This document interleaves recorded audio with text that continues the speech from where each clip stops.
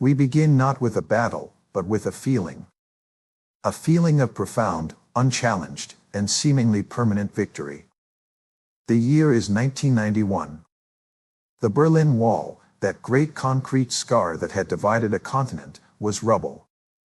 The Soviet Union, the evil empire that had defined global politics for half a century, had simply evaporated, collapsing under the weight of its own internal contradictions. For an entire generation, the world had been defined by a terrifying bipolar standoff, a zero-sum game of nuclear brinkmanship. And then, suddenly, one player had vanished from the board. Into this vacuum stepped one nation, the United States of America. This was the unipolar moment. This feeling of triumph was given its intellectual creed by Francis Fukuyama, who, in 1989, had famously asked if we were witnessing the end of history. He argued that the fall of communism was not just the end of the Cold War, but the end of mankind's ideological evolution. The universalization of Western liberal democracy as the final form of human government. There were no more grand arguments to be had. The great questions had been settled. Liberalism had won. This was the intellectual euphoria that defined the 1990s. It was, as the columnist Charles Krauthammer would later call it, a holiday from history. The United States was not just the world's sole superpower, it was a hyperpower. Its military budget dwarfed the next 10 nations combined. Its culture, from Hollywood films to blue jeans, was the default global culture. Its economy was the engine of globalization. Its political system was the model to which every other nation was expected to aspire. But from the perspective of John Mearsheimer and the school of political realism, this euphoria was a dangerous illusion. History, they argued, had not ended. It was merely taking a breath. The unipolar moment was just that, a moment. It was an anomaly, a fleeting structural imbalance, and it was never, ever going to last. To understand why, we must understand the core, brutal logic of realism. Realism, particularly Mearsheimer's offensive realism, is a profoundly tragic vision of the world. It begins with the simple, unavoidable assumption that the international system is anarchic. There is no central authority, no global 911 to call when a state is in trouble. The primary goal of every state is survival. And because states can never be certain of other states' intentions, the best way to guarantee survival is to maximize power. The ultimate goal of any great power, in this view, is to become a regional hegemon, to dominate its own backyard, and to ensure that no other state achieves the same dominance in its region. From this cold, structural perspective, the unipolar moment of the 1990s was not an end of history. It was the starting pistol for the next great power competition. Why? Because the rest of the world, particularly other potential great powers, would never find this American dominance acceptable. The very existence of a single, unchallengeable hyperpower, the unipole, created a profound sense of insecurity for everyone else. States, as realism teaches, value their own survival above all else. They will not, and cannot, permanently subcontract their security to a benign American hegemon. Therefore, the unipolar moment created an ironclad incentive for other nations to balance against the United States. It was inevitable that aspiring powers, chief among them a rising China and a resentful Russia, would begin to build up their own military and economic strength. They would do this not because they were evil, but because the structure of the system compelled them to. The holiday from history was an illusion. And as the 1990s bled into the 2000s, the decisions made in Washington during this period of unmatched dominance would be based on this very illusion. That strategy had a name, liberal hegemony. And it would be America's original sin, the very policy that would guarantee the end of the unipolar moment. So what was this original sin? What was this grand strategy that America adopted at its moment of maximum power? It is the central villain in Mearsheimer's story, liberal hegemony. This is, perhaps, the most misunderstood concept in modern foreign policy. Liberal hegemony is a two-part name. The liberal part refers to the belief that the highest good is spreading Western liberal values, free markets, human rights, the rule of law, and, above all, democracy. The hegemony part refers to the belief that the United States, as the global hegemon, had the right and the duty to use its immense power, especially its military, to spread these values across the entire planet. It was, in short, a crusade. A project of global social engineering. Washington's foreign policy establishment, both Democrats and Republicans, became convinced that America could, and should, remake the world in its own image. This was the opposite of realist restraint. It was a strategy of profound interventionism. It was not enough for America to be a shining city on a hill, a model for others to follow. America had to go out into the world, topple dictators, and build democracies, by force if necessary. From a Mearsheimerian perspective, this was a catastrophic mistake. It fatally misunderstood the nature of power. Realism argues that states, at their core, care about their security and their sovereignty, not their form of government. When a nation as powerful as the United States announces that it intends to interfere in the internal politics of every other country, it does not sound liberal or benign to the rest of the world. It sounds like a profound, existential threat. The strategy of liberal hegemony, Mearsheimer argues, made the United States a revisionist power on a global scale. It was America, not Russia or China, that was actively trying to change the status quo everywhere. This crusade had two fatal flaws. First, it was based on a fantasy that democracies could be easily built and exported. The architects of this policy fundamentally underestimated the power of nationalism, sectarianism, and local identity. They believed that all people, from the streets of Baghdad to the mountains of Afghanistan, secretly yearned to be 21st century Americans. This led to disastrous, unwinnable wars in the Middle East that drained American blood, treasure, and, most importantly, its credibility. Second, and most critically for our story, liberal hegemony guaranteed the creation of rivals. It forced other great powers to balance against the United States. Think about it from Moscow or Beijing's perspective. When the US actively supported color revolutions in countries bordering Russia, the Kremlin didn't see democracy promotion. It saw a hostile power using NGOs and activists to topple its allied governments and install pro-American regimes. When American officials spoke of managing China's rise, Beijing didn't hear a friendly partner. It heard a hegemon intent on preventing China from taking its rightful place. Liberal hegemony was the engine of its own destruction. By aggressively pushing its values into the backyards of other great powers, it created the very enemies it now fears. It was this strategy that would lead directly to the two great miscalculations that would define the 21st century and shatter the unipolar moment, the alienation of Russia, and the empowerment of China. This brings us to the first great miscalculation. The first crack in the unipolar edifice. The alienation of Russia. After the Soviet collapse in 1991, Russia was a shell of its former self.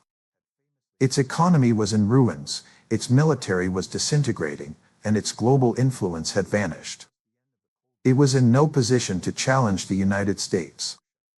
In fact, many in Moscow, including President Boris Yeltsin, were actively trying to integrate with the West, to become a partner, and perhaps even an ally.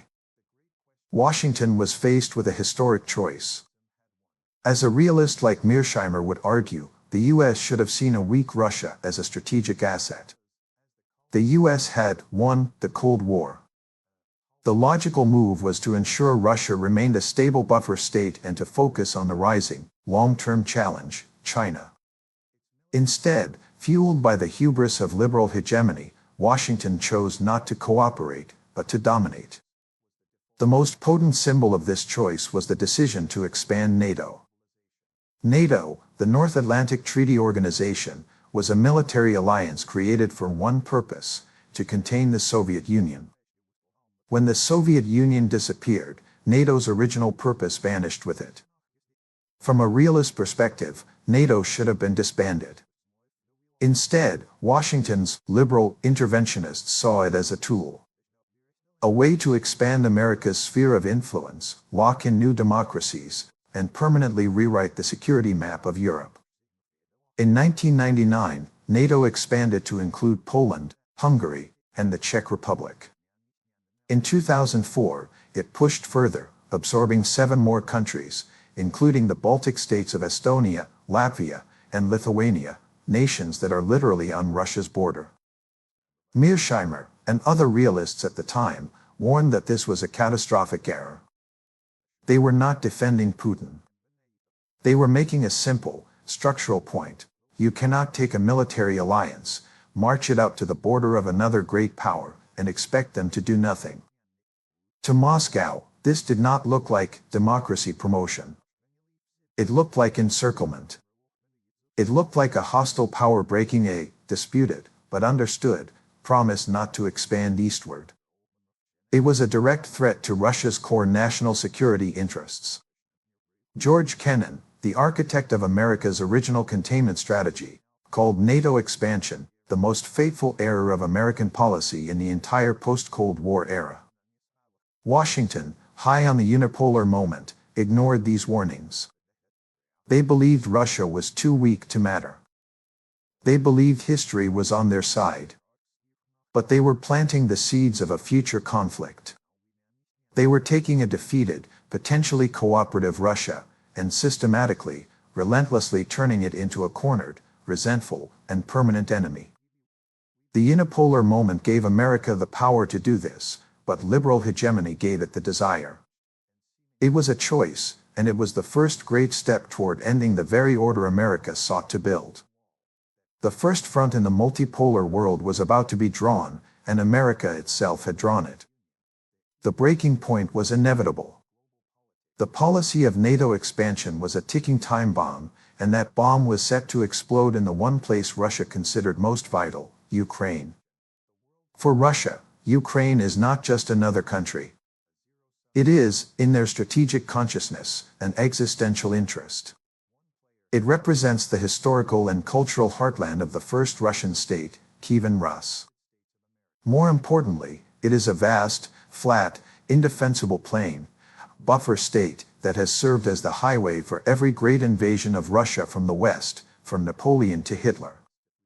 From a Mearsheimerian realist perspective, any Russian leader, be it a Tsar, a Soviet premier, or Vladimir Putin, would view Western military control of Ukraine as an intolerable, existential threat. The United States, driven by the logic of liberal hegemony, was incapable of seeing this. They viewed Ukraine through an ideological lens, a young democracy struggling to be free and join the West. They believed they had the right to encourage this, to pull Ukraine into their orbit, and eventually, into NATO itself. The pivotal moment came in 2008 at the NATO summit in Bucharest. There, the alliance formally declared that Ukraine and Georgia will become members of NATO. For Mearsheimer, this was the moment the crisis became inevitable. Russia immediately responded, stating this was a direct threat and that it would not happen. The US had drawn a line, and Russia had drawn a red line. The West, however, continued to push. In 2014, a popular uprising, actively supported and encouraged by US and EU officials, overthrew Ukraine's democratically elected, though corrupt, pro-Russian president, Viktor Yanukovych. To the West, this was a revolution of dignity. To Moscow, it was a Western-backed coup on its border, designed to install a pro-American government and accelerate Ukraine's integration into NATO. Russia's response was immediate, brutal, and, in Mearsheimer's view, entirely predictable. They seized Crimea, home to their vital Black Sea naval base, which they could not risk falling into NATO hands. And they fueled a separatist war in the Donbass, ensuring Ukraine would remain a dysfunctional, broken state, incapable of joining NATO. This, Mearsheimer argues, is the tragedy. The West, in its pursuit of expanding its liberal order, poked the bear in the eye. They took the most sensitive, most explosive security issue for Russia, and completely ignored the realist logic of power. They miscalculated, believing they could operate in Russia's backyard with impunity. The 2022 invasion was not the start of the war, but its final, catastrophic escalation. It was the direct, tragic, and predictable outcome of a unipolar power that refused to accept the limits of its own ideology and the realities of great power politics. The unipolar moment did not die a natural death, it was shattered on the plains of Ukraine, as a direct result of the very policies it inspired. While America was busy engineering the post-Cold War order in Europe and fighting disastrous wars in the Middle East, its leadership was making a second, and arguably far larger, miscalculation. This was the miscalculation that would create America's first true, pure competitor since the Soviet Union. This was the miscalculation of China. The strategy, adopted by the US in the 1990s and 2000s, was engagement.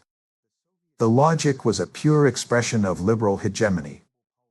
American leaders, from Clinton to Bush to Obama, believed that by welcoming China into the global economic system, most notably, into the World Trade Organization, WTO, in 2001, they could change it.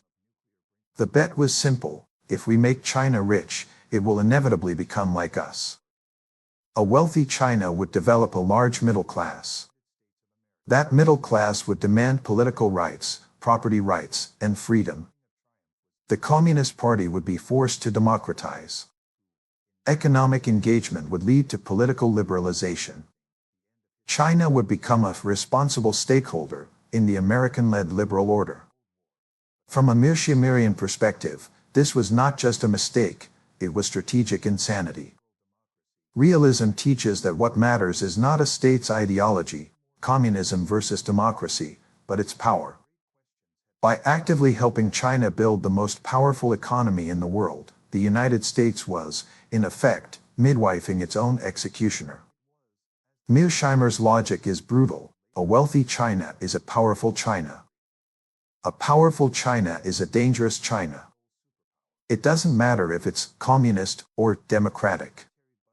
A state with that much economic might will always translate it into military might. And that military might will always be used to pursue the primary goal of all great powers, regional hegemony. China, he argues, is simply following the same realist playbook the United States itself followed in the 19th century. The US used its growing power to push all other great powers, Britain, Spain, France, out of the Western Hemisphere, establishing the Monroe Doctrine. China, Mearsheimer predicts, will do exactly the same. It will seek to push the US Navy out of the Western Pacific. It will seek dominance over its near abroad, from the South China Sea to Taiwan. The American strategy of engagement was based on a liberal fantasy.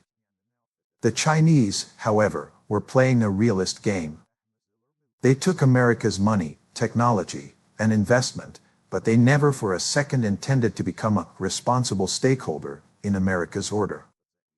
They intended to become powerful enough to build their own order. By the 2010s, Washington finally woke up. But it was too late. The factory of the world that America had built was now building aircraft carriers, hypersonic missiles, and a global surveillance state. The unipolar moment was over. The US had squandered its lead by alienating Russia, and it had actively destroyed its lead by building up China. The new multipolar world was here, and it was a world America itself had created. As America was simultaneously alienating Russia and empowering China, it was also bleeding itself dry in a third, self-inflicted campaign. This was the global war on terror. While the tragedies of September 11, 2001, were a horrific attack, the response was a textbook case of liberal hegemonic overreach. The US response was not a limited, realist counterterrorism operation against Al-Qaeda. Instead, driven by the desire to remake the world, Washington launched two of the longest and most costly wars in its history, in Afghanistan and Iraq. These wars were not sold as simple acts of retribution.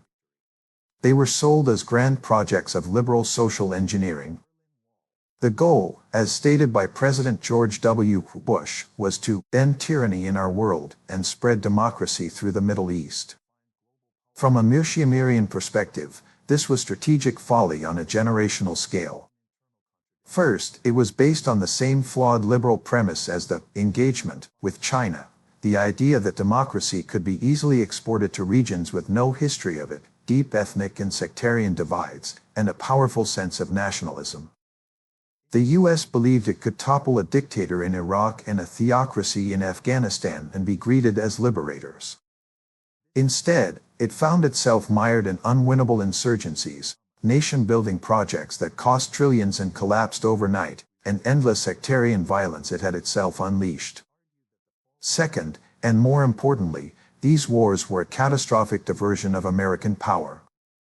While China was building its industrial base and Russia was rebuilding its military, America was spending its blood, treasure, and focus in deserts and mountains that had almost no strategic value in the great power competition.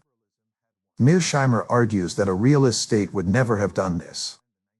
A realist America would have focused all its energy on containing the rise of China, the only state that could actually threaten its global position. Instead, the U.S. squandered 2 decades. The cost was staggering. Trillions of dollars were spent, dollars that could have been invested in American infrastructure, technology, or its own naval fleet. The American military was ground down, its equipment worn out, its morale tested. But the highest cost was to American credibility. The world watched as the unipolar hyperpower failed to win against insurgencies. They saw the hypocrisy of a nation invading another, Iraq, based on false pretenses. The US-led, rules-based order was exposed as a system where the US could break any rule it wished.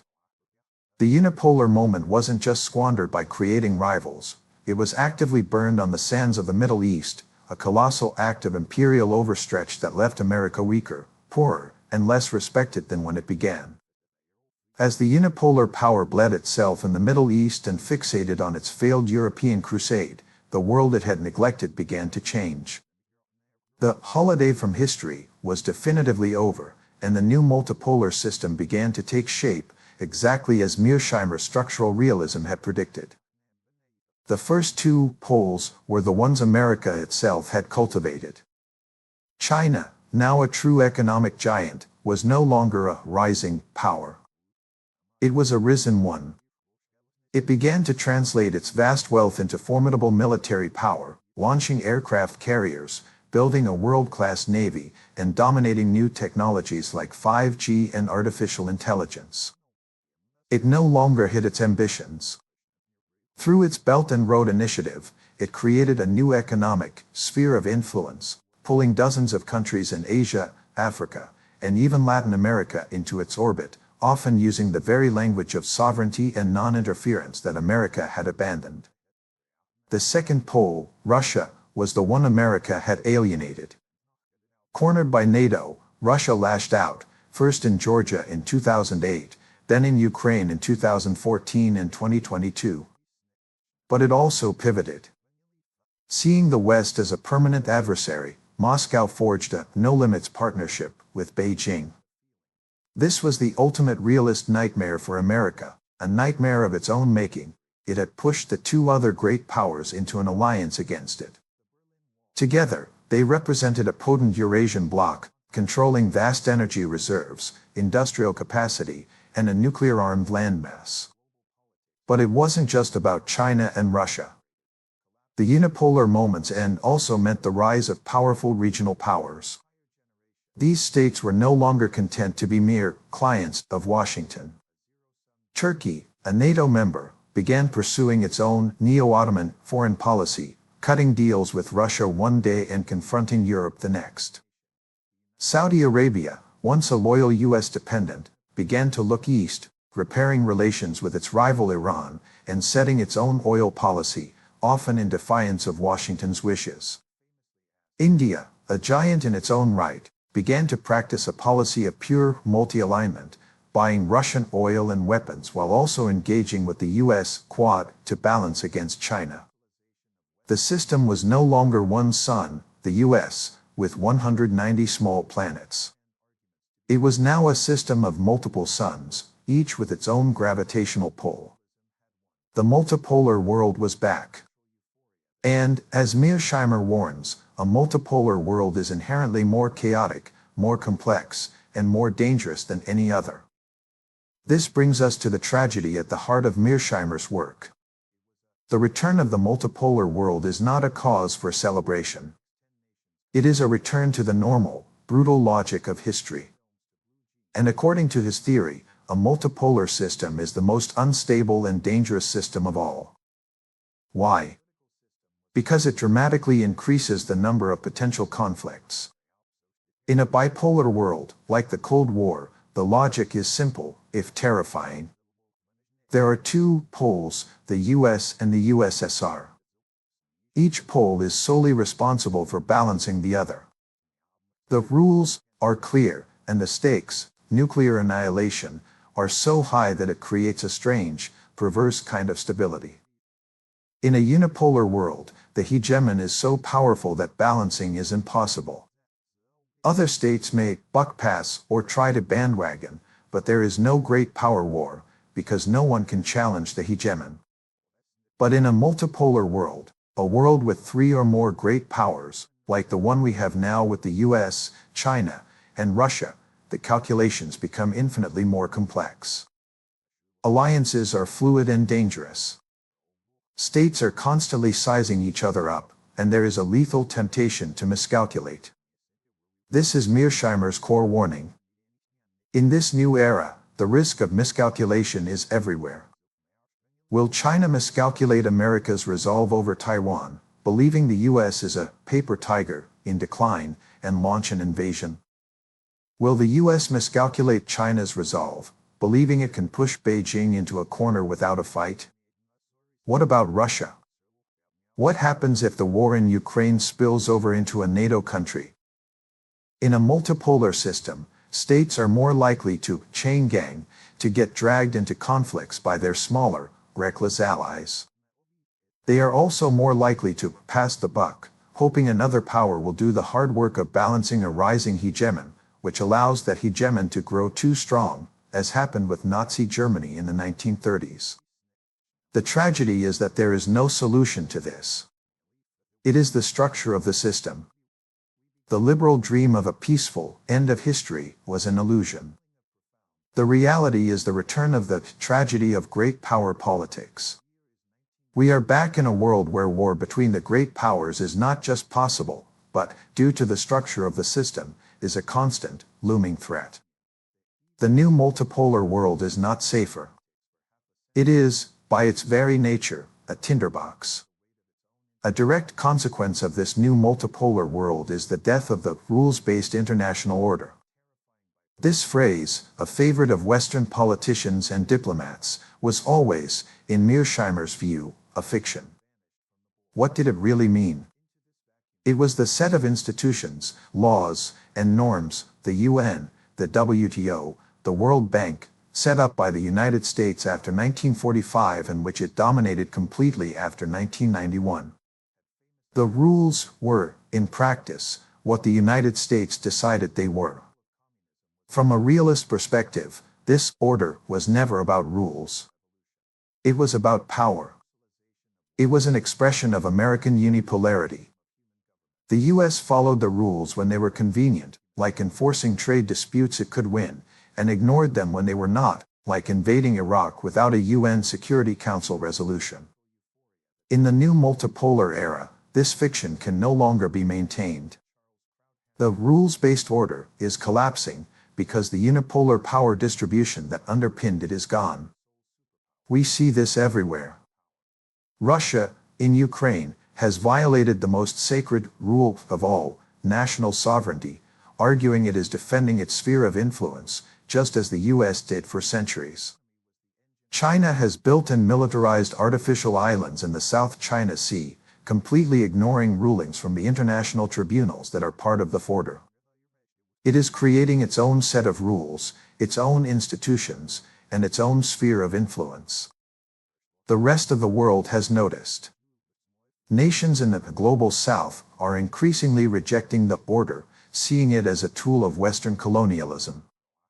When the US demanded they sanction Russia, many refused, pointing to America's own history of invasions. This is the return of raw power. In a multipolar system, international law and institutions become weak. They are no longer effective constraints on behavior. What matters, once again, is a state's economic might and its military. We are re-entering a world of explicit spheres of influence. The US has its, the Monroe Doctrine. China is building its, dominance in Asia. Russia is fighting a bloody war to re-establish its, in Eastern Europe. The rules are fading. What is returning is the timeless, brutal, realist logic of power. The world is becoming more honest about its own nature. It is a world where might makes right, not because it's just, but because in a system with no global 911, power is the only currency that guarantees survival. So, if the unipolar moment is over, liberal hegemony has failed, and we are now in a dangerous multipolar world, what is to be done? What is Mearsheimer's prescription for the United States? It is not a return to the crusade of liberal hegemony. That, he argues, would be suicide. It is also not isolationism. America cannot simply withdraw from the world. The prescription is a cold, hard-headed return to realism. Mearsheimer calls it offshore balancing. This is the traditional grand strategy of the United States and, before it, of the United Kingdom. It is a strategy of restraint, not intervention. The logic is simple. The United States is an offshore power, protected by two massive oceans. It has already achieved the ultimate realist goal. It is the hegemon of its own region, the Western Hemisphere. Therefore, its only vital interest on the planet is to ensure that no other state does the same in its own region. Specifically, the US must prevent a peer competitor, like China, from becoming the regional hegemon of Asia.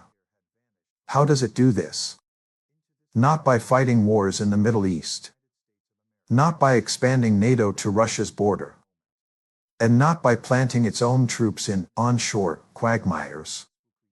Instead, an offshore balancer lets the local powers do the balancing. In Asia, the US should encourage and arm China's neighbors, India, Japan, Vietnam, South Korea, Australia, to form a balancing coalition against China. The US military, particularly its Navy and Air Force, stays offshore, over the horizon, acting as a final backstop, a balancer of last resort. It only intervenes directly if the local powers fail and China is on the verge of dominating the entire continent. This strategy forces America to make hard choices. It means ending the crusade against Russia. Mearsheimer argues the US should be allying with Russia to help balance China, not pushing Russia into China's arms. It means getting out of the Middle East.